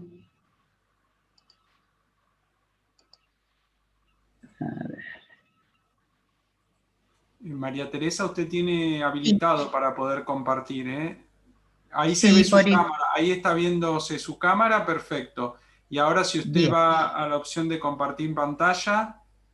Sí, estoy viendo la de OPS. Ahí puede seleccionar su PowerPoint. ¿Ya lo tiene abierto en su computadora el PowerPoint? Sí, ahí está. Sí, ¿lo están viendo? No, entonces usted tiene que ir dentro de Zoom a la opción compartir pantalla y ahí le va a permitir elegir una de las ventanas que es la presentación de PowerPoint. Estoy yendo. Fíjate abajo en donde hay un cuadradito verde que dice compartir. Sí, ahí estoy. Sí. Y el cuadradito verde está. Si cliqueas, te va a aparecer tus pantallas abiertas, tenés que elegir la tuya, la de tu presentación.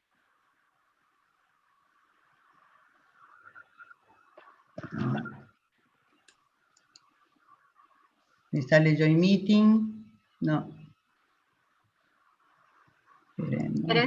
Peti, ¿querés pasármela y la compartimos? Yo la comparto si quieres. A ver.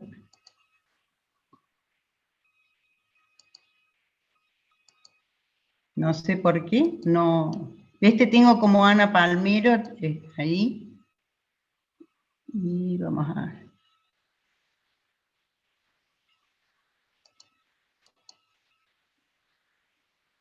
Bueno, te la comparto. Pásamela por mail y yo te la comparto. A ver.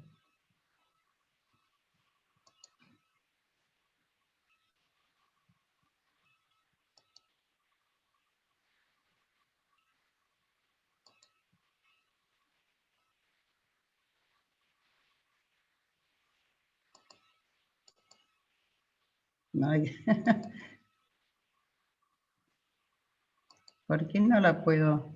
Si la habíamos abierto bien, me parece que es más fácil si yo voy... Estoy en el...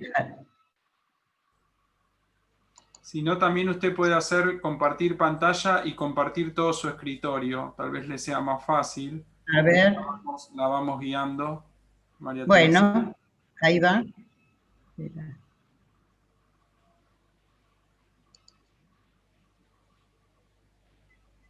¿Querés guiarme, Flavio? Porque...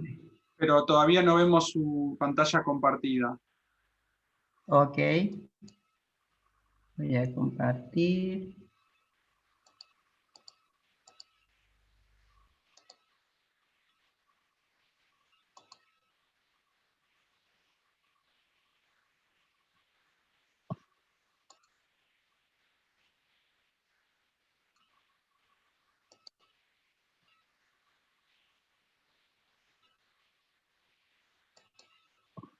¿Ahí la ves?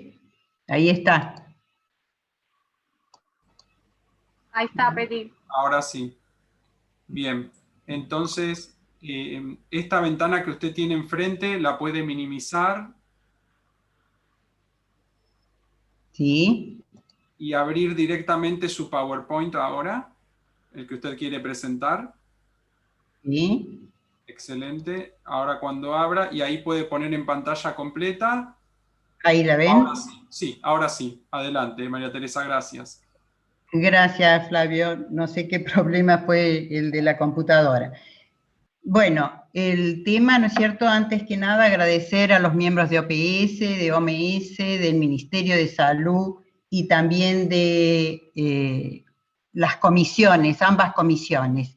Y más que nada, citar que este curso online que se pensaba hacer todavía no está completo y por esa razón tampoco están otros miembros que en el 2020 con el COVID no se hicieron las presentaciones como el Banco de Tejidos Tumorales del ROFO y también de el Ricardo Gutiérrez. Esto lo pongo en consideración y en aviso porque se van a retomar las reuniones con estos nuevos biobancos. El tema de gobernanza de biobancos implica la implementación y la supervisión de políticas y procedimientos que regulen sus actividades. Este sistema está formado por actores, instituciones, relaciones, normas y procesos relativos a la toma de decisiones. Pero lo más importante es que debe existir una gobernanza externa e interna, y esto está tomado del modelo marco para las poblaciones públicas y especialmente en cuanto a la genómica, que es hacia donde se camina. La sociedad tiene una percepción pública y desde el punto del biobanco debe existir un compromiso público, debe haber valores éticos y normas sociales y el biobanco debe tener el control por el comité ético y científico. La legislación, que esta nueva guía y que seguramente va a ser con mayor trabajo, tanto para el control por el comité ético y científico, sino también para asegurar el plan de calidad y el manejo de muestras. En cuanto a la sustentabilidad, esto es muy importante porque requerimos de un financiador y que debe ser el que aloja el banco, la institución madre que le da ese paraguas, esa cobertura, pero que también requerimos ayuda y sostén para mantener la sustentabilidad de un biobanco que de por sí es costoso. Y el interés científico, porque va a nutrir a la comunidad científica para proveerle de accesos de datos. ¿Qué debe tener un buen sistema de gobernanza? La buena gobernanza es como el buen hermano. Tiene que ser transparente, tiene que estar orientada a un consenso, tiene que ser explicable, tiene que seguir la ley, tiene que ser equitativa e inclusiva y debe ser sensible. Y sensible porque va a alojar datos muy sensibles de la persona, el donante o de los donantes. La estructura de gobernanza requiere el involucramiento de la comunidad científica, los interesados, es decir, los socios o interesados en esas muestras, y la sociedad. Tiene que tener una protección de datos, el consentimiento informado, tiene que pensar en los hallazgos inesperados, tiene que haber un acceso a las muestras biológicas y a sus datos, un control de calidad, aseguramiento de la misma, y tiene que tener una estructura organizacional con un recurso humano que es complejo y debe dedicarse a esta actividad. Para resumir la gobernanza, yo diría que la institución que alberga al biobanco como custodia, como responsable de su desarrollo, implementación, manutención y financiamiento. Y ahí estaban preguntando en el chat el financiamiento. El financiamiento debe ser dado, ¿no es cierto?, no solamente por la institución que lo alberga, organismos públicos e investigación, inclusive de los proyectos de investigación que se hagan con las muestras de ese biobanco. Entre los recursos humanos solamente voy a citar el director como custodia y que en general es el titular del biobanco, y el responsable científico técnico que va a ser el garante de calidad y seguridad. Aquí hay otros actores que por razones de tiempo no me voy a dedicar a ello. Y debe estar íntimamente relacionado con el Comité de Ética y de Investigación. Puede ser interno o externo, asociado, para evaluar los aspectos éticos y científicos de los protocolos de investigación, y no solamente eso, sino que va a trabajar en forma intensa y muy asociada al titular o director del biobanco para saber a quién se da la muestra y a qué proyecto y qué jerarquía de prioridad tiene para dar esa muestra. En cuanto a la infraestructura y operación, no solamente por escribir todos los documentos que van a poder hacer factible esa sesión de muestra de la que hablaba Ana, es disponer de los procedimientos operativos estándar, que los equipos funcionen, que haya dinero para reinversión y poder mantener esos equipos, para tener alarmas, para tener insumos y para tener un edificio adecuado para esa actividad. El biobanco actualmente representa, ¿no es cierto?, una herramienta insustituible para tener muestras tisulares de alta calidad, especialmente cuando le agregamos muestras y técnicas de valor clínico. Dentro de este damero participa la genómica, la proteómica, el descubrimiento de nuevas drogas, la bioinformática, la citogenética, es decir, parte de este damero es una herramienta muy importante. Ya esto fue dicho, pero más que nada quiero insistir que puede ser colecciones o archivos de muestras humanas, pero siempre en óptimas condiciones. Y de esto, cuando uno habla de calidad de muestra, es de la muestra preclínica, antes ya de ser almacenada, congelada y custodiada. El biobanco implica la recolección, el procesamiento, almacenamiento del material biológico, el desarrollo de los métodos para preservar su integridad tisular y la distribución de estas muestras biológicas junto con los datos clínicos desde una forma organizada y confiable para los científicos. Pero tenemos que tener data enter, gente que nos ayude a poder, ¿no es cierto?, operar esta nueva forma de trabajo en las instituciones. En el 2009, ya la revista Time lo citó al biobanco como una de las 10 ideas que cambiarían el mundo. Yo pienso que esto van a transformar la forma en que vemos la enfermedad en desarrollo, y así lo ha mostrado también Andrea Llega, con algunas muestras de retinoblastoma que nosotros como centro, como es el Hospital Garrahan, es el centro de referencia de esta patología. Y no puedo dejar de mencionar de que el Banco de Tumores Pediátricos Hospitalario, Biobanco Modelo, es el biobanco del Hospital Garrahan que está localizado y es geolocalizado en el servicio de patología y fue creado por una disposición en el febrero del 2005, inaugurado oficialmente con todos los ministerios el 11 de abril de 2007, con un simposio que fue cómo poner en funcionamiento un banco de tumores hospitalario, siendo el primero de Argentina. Remarcar que los componentes de un biobanco se basan en el material biológico y la base de datos, la confidencialidad que está anclado en el consentimiento informado con sus aspectos éticos y legales, la investigación y el desarrollo y la motivación del paciente. Educando al donante tendremos muestras adecuadas para ese biobanco.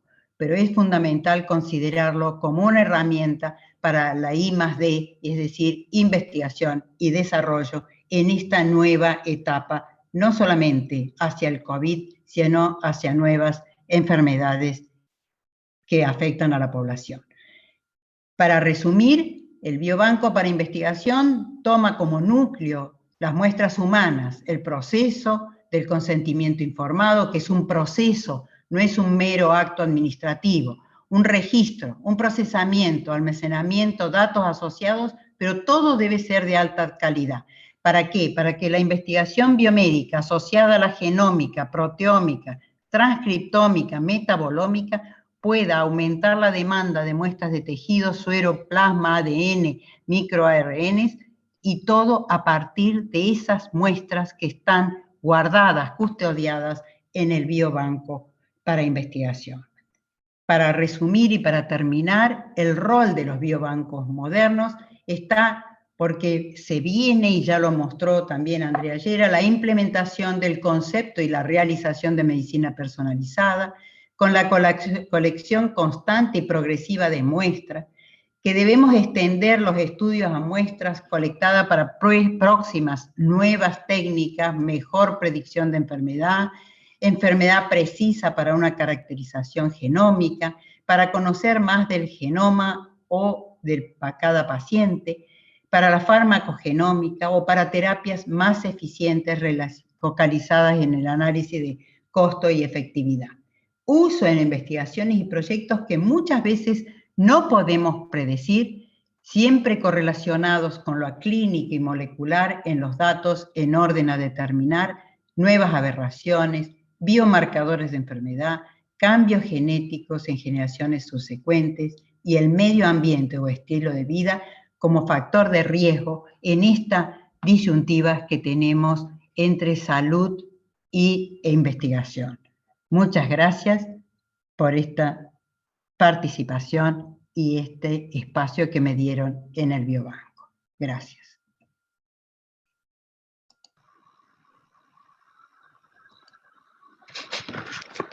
Muchas gracias, Peti. Bueno, pasamos a las preguntas. Sí, algunas que yo estuve viendo, respondiendo, ¿no?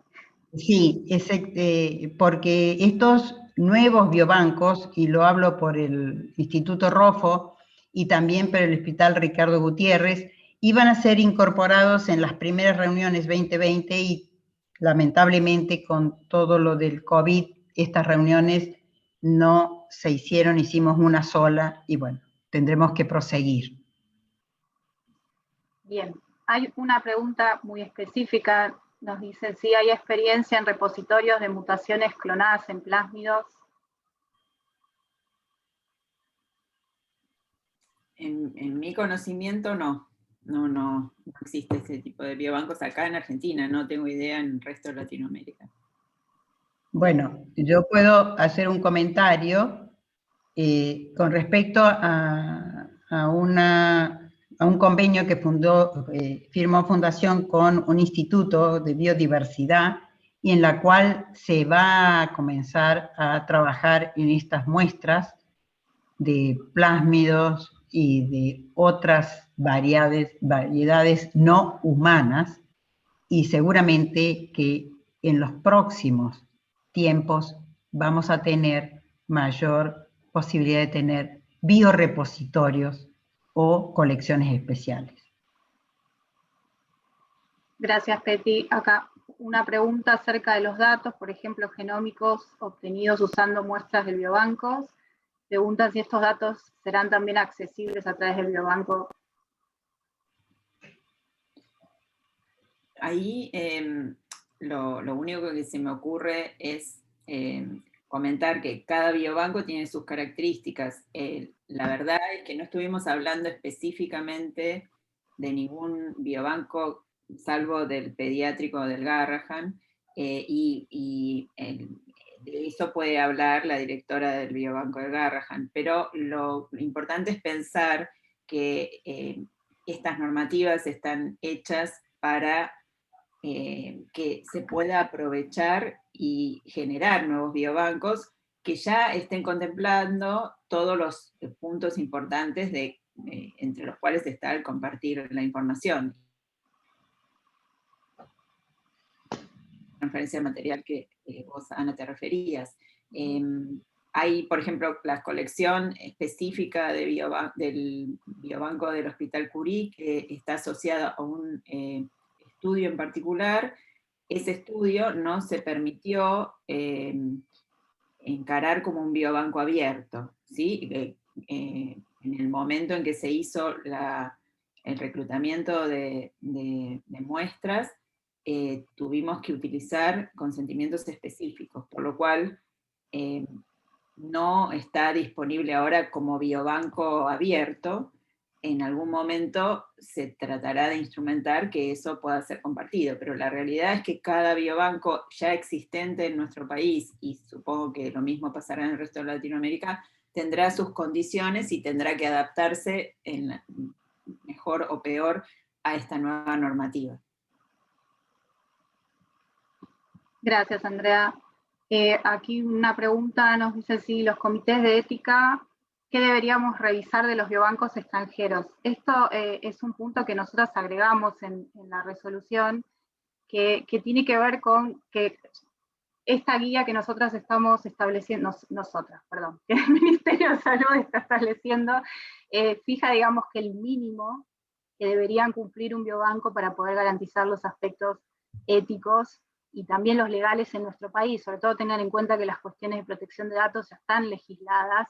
También hay normativa relacionada con lo que es la transferencia de muestras al exterior, que también recaen sobre el Ministerio de Salud, y lo que es ensayos clínicos, esto está regulado por el ANMAT, ¿no? Todo lo que es transferencias tiene su propia normativa específica.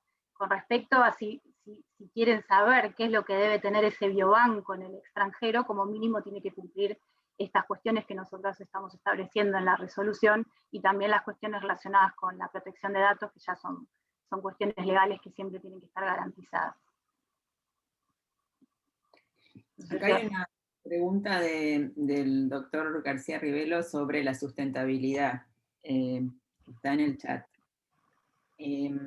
Sobre este tema, la verdad es que las comisiones hemos hablado extensivamente, y no hay una única solución. En el mundo incluso se ven distintos modelos. Normalmente un biobanco tiene el apoyo institucional que mencionaba la doctora Dávila, y ese apoyo institucional muchas veces viene a... y muchos biobancos funcionan con esto, con un híbrido entre el apoyo institucional, que puede ser de una institución mayor como un ministerio, y a su vez se cobra un fee, por cada muestra que se cede, se puede cobrar un fee o no, de acuerdo a esa estructura. Los fees también se pueden definir para distintos consumidores, entonces seguramente lo que va a la industria se aprovecha, digamos, a cobrar más del costo ese asociado, y recordemos que siempre es en términos de sin fines de lucro, es para recuperar los gastos asociados al biobanco. Pero en lo que yo tengo hablado con gente que dirige biobancos, si no hay un apoyo adicional de parte de la institución o del gobierno que favorece ese biobanco, no alcanza con lo que se recupera de la cesión de las muestras. Sí, un comentario más, Andrea. Trabajando sobre los que participan, y cuando yo digo los stakeholders o aquellos que están interesados, uno tiene que tener, la muestra tiene un costo de recupero. El costo de recupero, ¿no es cierto?, es todo lo que la institución, ¿no es cierto?, te provee y le tenés que cargar a la muestra. Es decir, que el titular y el director del banco tienen que hacer un presupuesto anual para elevarlo a la dirección, al consejo, a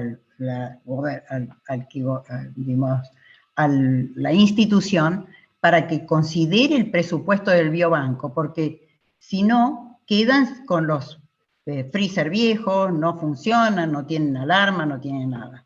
Eso es presupuesto anual para funcionamiento del día a día del biobanco. Pero como eso es escaso y en nuestro país siempre no se ha considerado un presupuesto global por área, es importante tener, yo le digo, socios virtuosos. Y de esos socios virtuosos son aquellos que a través del proyecto de investigación, llámese FONCIT, FONTAR, CONICET, PID, el investigador que quiere hacer un proyecto y que va a usar las muestras, parte de esa, incluya cuando hace la solicitud de esos fondos, de ese subsidio, incluir también parte de ese dinero para apoyar al biobanco institucional. Y el tercero, como vos lo mencionaste, son cuando uno tiene proyectos o, yo diría, aquellos que adoptan porque necesitan esas biopsias o necesitan esas muestras, y esos que van a adoptar tienen que firmar convenios con la institución primeramente y después con el banco, y entonces se los pueden subsidiar, financiar parte de ese costo. Y parte que es porque los recursos humanos lo cubre la institución. Y como así también cubre y debe cubrir la capacitación de ese recurso humano. Si no, mueren. Y son dos problemas. Muere el biobanco y hay que darle respuesta a los que donaron y nosotros custodiamos esas muestras que no van a poder seguir siendo mantenidas porque tienen un costo. Gracias, Peti. Otra pregunta, nos dicen si actualmente prácticamente todas las instituciones asistenciales tienen un repositorio o banco de muestras con las cuales se hace investigación, si se debería inducir a las instituciones a constituirlos como biobancos respetando esta normativa. Sobre esto, chiquitito, una cosita quiero decir, es importante que tengamos en cuenta que en nuestro país la cuestión federal hace que cada jurisdicción tenga que empezar a trabajar con estas cuestiones, y sí, esta es una guía para poder ordenar su trabajo, sobre todo en aquellos existentes o los que se quieran crear en el futuro, y bueno, digamos, en línea con lo que usted está diciendo, es cierto que se requieren recursos, se requiere una decisión de la institución, no es solamente el grupo de personas que tiene estas muestras, sino que se necesita un respaldo institucional y muchas veces también ministerial, ¿no? De tomar la decisión de promover la existencia de estos biobancos para investigaciones futuras. Ana, hay preguntas sobre si el contenido del webinario va a quedar en alguna parte, si se va a poder acceder a toda la información. Sí, eso ahí estuve contestando, vamos a enviar por mail las presentaciones y el video quedará subido en el canal de YouTube de la dirección, que también los informaremos por mail cuando esté disponible. Otra pregunta, nos dice si tenemos datos respecto de cómo efectivamente se comparten las muestras, en qué tipo de instituciones las muestras son más utilizadas o más consultadas, si tienen ejemplos de reutilización de muestras para diferentes objetivos de investigación. Sí, bueno, los ejemplos se dan a nivel de cada biobanco. Se comparten dentro de la misma institución, como puede ser en un hospital en donde hay equipos de investigación, y ahí el formato es particular de ese hospital. En relación a MTAs, yo al menos no tengo tanta información de qué pasa con los biobancos existentes hoy en Argentina. Hasta ahora siempre fue muy informal, lo cual hace que la normativa sea todavía más importante y da ciertas herramientas para poder orientar ese MTA de la manera adecuada. Y en relación a eso también hay algunas preguntas relacionadas a la salida de muestras de tejido del país, la trazabilidad, etc.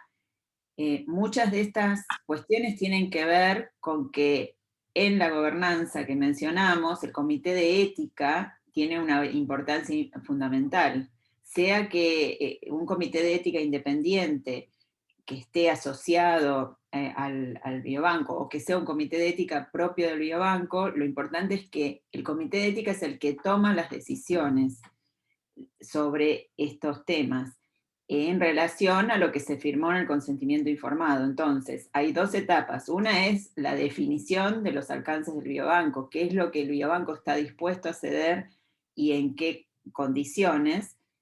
Eso se estructura en el momento de la creación del biobanco, y luego el comité de ética, en base a esa estructura, se tiene que expedir en cada caso en particular.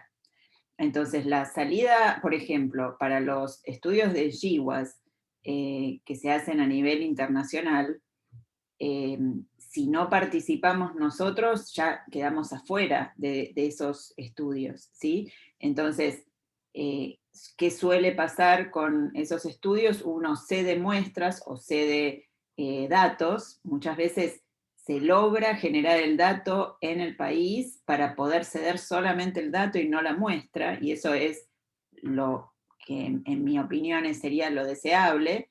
En particular nosotros estamos participando de un GWAS que se llama Confluence, que busca conseguir 300.000 pacientes con cáncer de mama, y nosotros aportaríamos únicamente 280 de esas 300.000, lo cual en el conjunto es mínimo, pero es la única forma en que nuestro país esté representado en esos estudios. Entonces, ahí es el comité de ética que cede los datos. ¿Sí?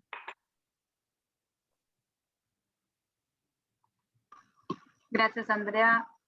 Esta es una pregunta específica sobre CABA, o no sé si es una afirmación. ¿Existe un sistema de registro de biobancos en la Argentina, específicamente en CABA? No hay un registro obligatorio. Eso es un próximo paso para poder empezar a ver qué está sucediendo en el país, y vuelvo a repetir, esto como es también jurisdiccional, es un trabajo que queremos empezar a fomentar desde la dirección, que se empiece a rastrear quiénes son las personas, los grupos que están trabajando, como para ir tendiendo hacia el cumplimiento de estas pautas que estamos estableciendo. Hay una pregunta acá sobre, que eso es algo que creo que no lo dijimos, que si el comité debe autorizar que se genere una nueva colección dentro del biobanco. Habitualmente esto, generar colecciones o armar biobancos, es lo mismo, o sea, tiene el mismo tratamiento de lo que es formar una base de datos o un registro. Entonces, es necesario que haya una evaluación previa del comité de ética, ¿no? para ver las cuestiones que siempre vemos cuando se busca armar una base de datos o algún tipo de cuestiones con fines de investigación. Bueno, los costos, esto sabemos que es así. Y a ver si tenemos... En relación a las preguntas sobre auditorías, sobre registros, etcétera, quisiera hacer una aclaración que, al menos en la experiencia que contaba Fabiana al principio, hubo mucha resistencia a registrar biobancos. Digamos, la comisión del MinSIT se propuso simplemente hacer un relevamiento de biobancos, y no logramos llegar a ese relevamiento porque digamos, lo que pudimos evaluar es que la gente prefería no blanquear sus biobancos ante una posible auditoría que los perjudicara. Entonces, la verdad es que la normativa se presenta en este momento como una normativa prospectiva, y habrá que ver aquel que quiera reacondicionar su biobanco para hacerlo, para cumplimentar esa normativa, podrá hacerlo en la medida que lo pueda ajustar, y llegado el caso de que hubiera un registro oficial, probablemente también hay que instrumentar las auditorías de esos biobancos registrados, y tendrán que someterse a esos biobancos. a esas eso requiere de una estructura del ente regulatorio que estamos muy en las primeras etapas para poder definirlo. Pero sí hay una resistencia por parte de ciertos actores de los biobancos a someterse a ese registro. Y también en ese sentido hay una pregunta sobre de Brasil, de que los biobancos no son fácilmente ubicables para las comunidades internacionales, y yo soy testigo de que hubo al menos 3 iniciativas de distintos países para generar una base de datos de biobancos latinoamericanos, y no hubo respuesta ante la solicitud de datos.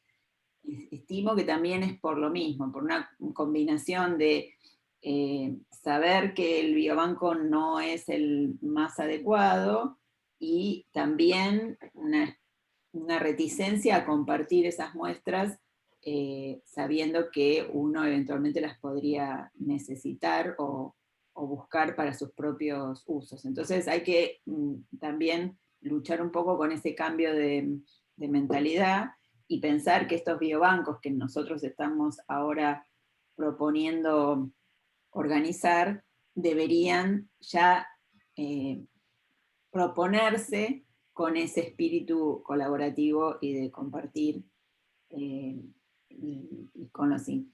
instrumentar las formas adecuadas de hacerlo. Y para complementar lo que estaba diciendo Andrea Llera, y Fabiana Arzuaga estábamos en eso, se hizo una encuesta y se emitieron, estaba Liliana Siede, y se enviaron más de 30 o 40 solicitudes a universidades, instituciones, para ponerlos en genérico, sin nombre, y de esos recibimos 11, y de las cuales pudimos registrar 9 biobancos en Cava y 2 en provincia. Pero lo más importante de esa encuesta es que se sentían que podíamos estar interfiriendo en su actividad con una mirada inquisitiva y no colaborativa. Y yo creo que para poder tener, ¿no es cierto?, un mejor relevamiento futuro, es primero plantear de que no hay ninguna intención de apropiamiento o apropiación, como se dice en arte. Y tal es así que hay una institución que es la que reúne o lidera todo lo que se llama ISBER, que lidera todos los biobancos y las biorepositorios en el mundo, está en Canadá, ha iniciado, y nosotros tuvimos una reunión en Perú, Lima, en el 2019, y quiere recabar información sobre biobancos en Latinoamérica. Mandó hace 2 o 3 meses, una solicitud, y seguramente que va a poder recabar cierta información sobre los biobancos que quieren subir a la mesa para poder negociar o compartir esta actividad de biobanqueros, ¿no? Pero creo que estamos muy al comienzo y hay que convencer a que participen los que tienen pequeñas colecciones, y hay muchos. Con relación a lo que comentabas, comentaban Peti y Andrea, la Comisión de Biobancos a lo largo de estos 10 años ha asistido a muchas iniciativas en las que nos han consultado sobre aspectos técnicos, sobre cómo formar el biobanco, en fin, cada uno de los miembros, de acuerdo a su expertise y al know-how de su institución, también ha brindado esta información y este asesoramiento a todo aquel que ha consultado. Bueno, muchísimas gracias a todos, gracias Fabiana, gracias María Teresa, gracias Andrea, gracias Carla también, y gracias Anita por generar este espacio. sigo viendo que después de 2 horas de seminario todavía hay 140 personas conectadas, con lo cual la importancia de este tema es central, hay mucho interés, no nos alcanza este tiempo para dar todas las respuestas, así que el compromiso, como siempre, desde nuestro espacio en la Dirección de Investigación en Salud y esta área particular que coordina Ana Palmero, es continuar de manera frecuente con este tipo de encuentros para generar justamente estos lazos de comunicación y poder dar respuestas a todas las preguntas que surgieron. Hay todavía acá en preguntas y respuestas unas 15 preguntas que no han podido seguramente ser explicadas en este corto tiempo que tenemos, pero evidentemente la discusión que se generó, las cosas que se contaron, generaron un montón de preguntas que merecen la pena ser respondidas. Para eso, lo que vamos a proponer, nosotros estamos descargando estas preguntas. Al cierre ahora del seminario se las vamos a girar a los panelistas y con las respuestas que podamos tener de los panelistas las vamos a reenviar a través del mailing y con todo el listado de correos de quienes se hayan inscrito al seminario, al webinario, para que lo tengan disponible y lo puedan leer en otro momento. También vamos a poner en nuestro sitio web de la Dirección de Investigación en Salud del Ministerio de Salud para compartir todo este evento, que como les digo, lo habíamos pensado en 1 hora y media y llevamos 2 horas con un nivel de entusiasmo que vale la pena sostener. Pero de mi parte agradecerles otra vez a todos. También es una muestra de que de cada sector, hablo desde el Ministerio de Ciencia y Técnica, Petty desde la Fundación Garrahan, desde el Instituto Leluar Andrea, el apoyo de siempre de OPS, Carla, Javier, Flavio en toda la coordinación, nos sentimos acompañados y esto también genera un entusiasmo para seguir difundiendo esta temática que es crucial y muestra un horizonte bastante extenso todavía para seguir generando la discusión y la difusión del tema. Yo les dejo a todos un agradecimiento y los saludamos y estén pendientes a todos, tanto los panelistas como los oyentes, para un nuevo evento que organicemos desde acá de la Dirección de Investigación y el Ministerio de Salud de nuestro país. Un saludo para todos. Gracias. Muchas gracias. Hasta luego, gracias. Hasta luego. Gracias. Gracias.